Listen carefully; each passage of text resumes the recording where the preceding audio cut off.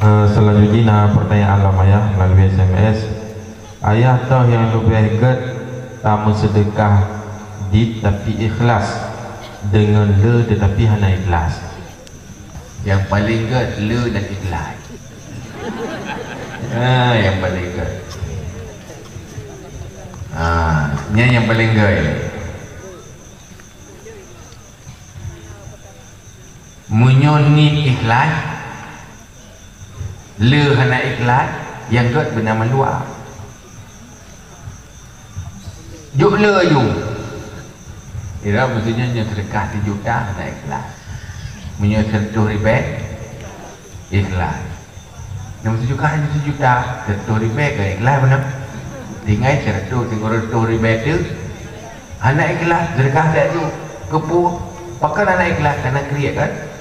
Untuk ubat kriat aja le. Mengat dulu nak ikhlas. 100 ribu ubat kriat. Ikhlas nak ubat penyakit kriat ubat. 100 ribu ikhlas. Engkau ayo bela ju. Benar ni dan le sebab dalam le pasti nani ya.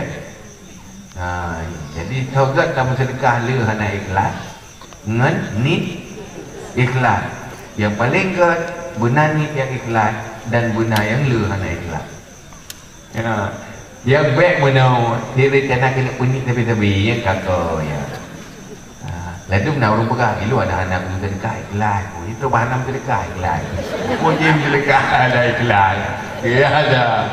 Punya menan orang kagak hanaga agamanya tu majiknya halal.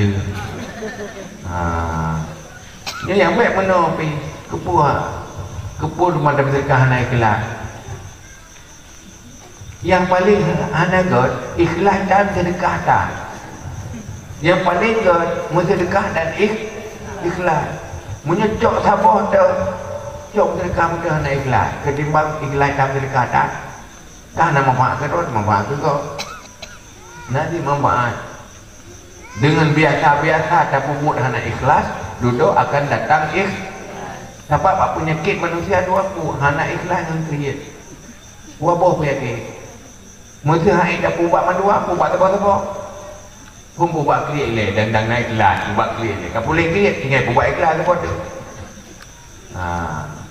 yang baik malah salah tanya cara terapi cara ubat